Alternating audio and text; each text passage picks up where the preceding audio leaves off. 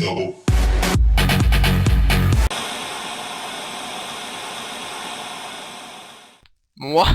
welcome back, Maplings, and we're here with another episode of Maps for Dummies, where we're continuing our puzzle series. Today we're going to be learning about how to polish off your puzzle maps. As before, we will be looking at the map theories through the current map I'm in, the Zen Circle. Now before we get started, I just want to say a lot of these techniques have to do with visual cues, and a lot of the puzzles have to do with actually playtesting and understand how players are reacting to certain scenarios. If you want to experience these concepts firsthand, I highly recommend right now playing this map, or if you just don't want the map spoiled for you. If you've already played the map, or you're just okay not experiencing these things firsthand, let's go to it! Making maps. Yeah! A great example of this concept at work is the very opening screen I have. Once you've pressed the start button, if you've played the game, you know you're teleported to this area. Now this puzzle is obviously not very difficult. I mean, you literally just have to flip on both of the switches. But I think what's important about this is it's preparing the player for visual cues and a slightly different kind of experience.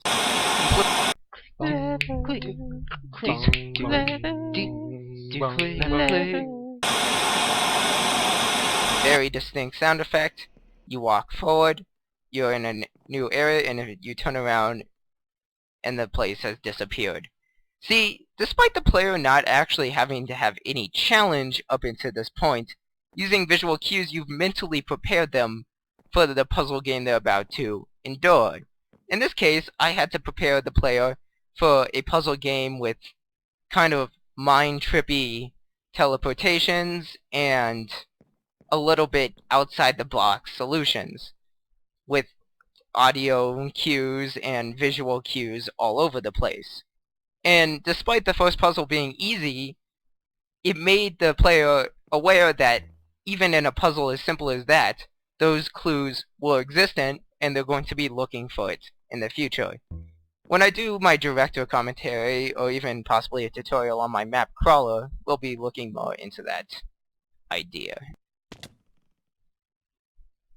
Okay, now that we have all those basics down and all clear, it's time to really knuckle down and make a true puzzle.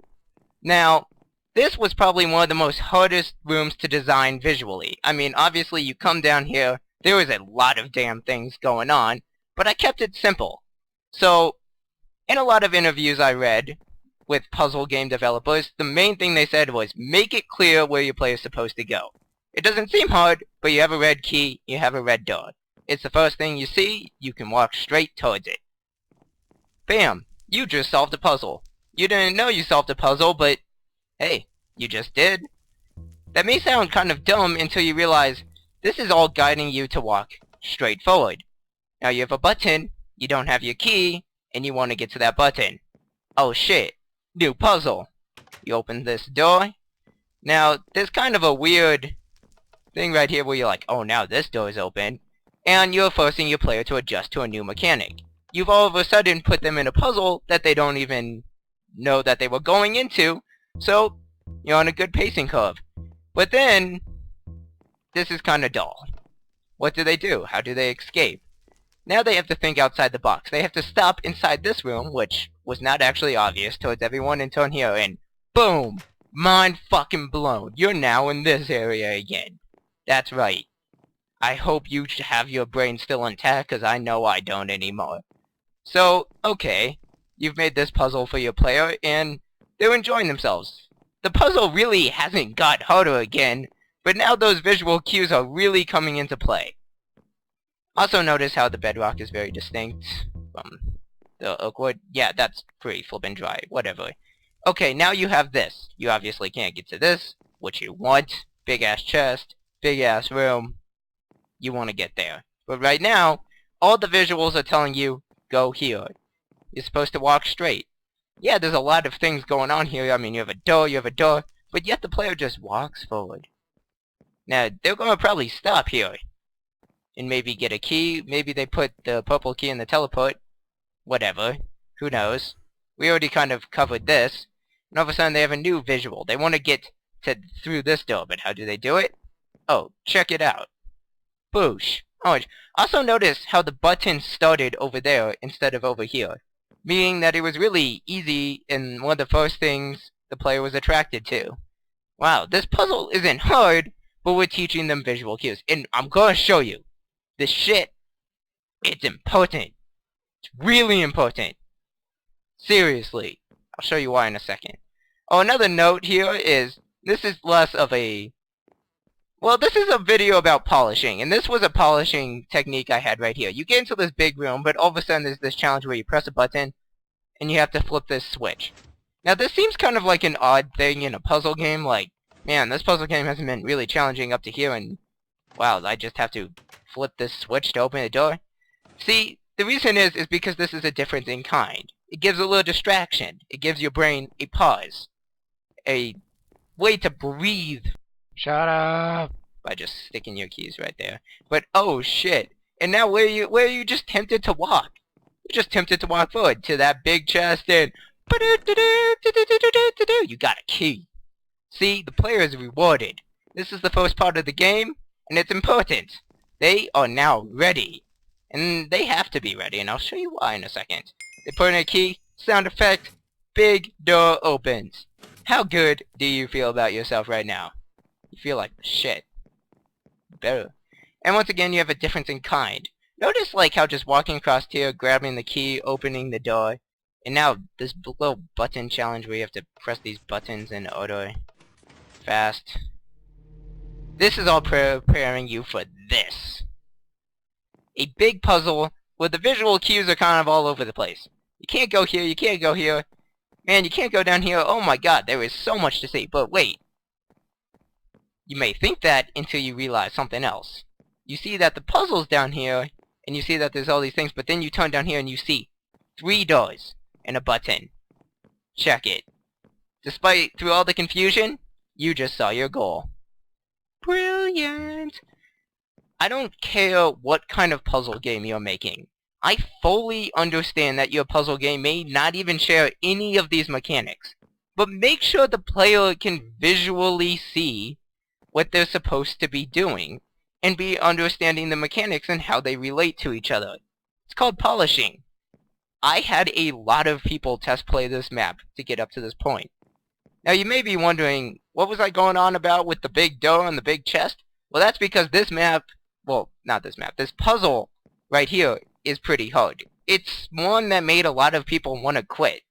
Knowing that, I had to really make it so people were built up. They got a little bit of a different challenge. They got to open the big door, the big chest, get the big key. Absolutely not in that order. God, I'm so ADD. But yeah, so it was prepping them for this harder puzzle. Now, I could go through this, like, puzzle and kind of discuss its own, like, different visual techniques, but I think the important thing to take away from this is, if polishing a map, keep in mind where your player is mentally. You're not designing your map just from like a top-down perspective of how does this puzzle work.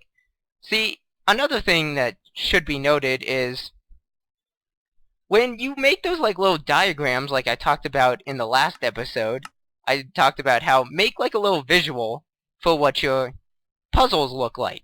And whereas that is important, that doesn't mean the puzzle layout has to be right there. The puzzle layout, everything about the game should be designed to how the person is experiencing it, not just how it works mechanically.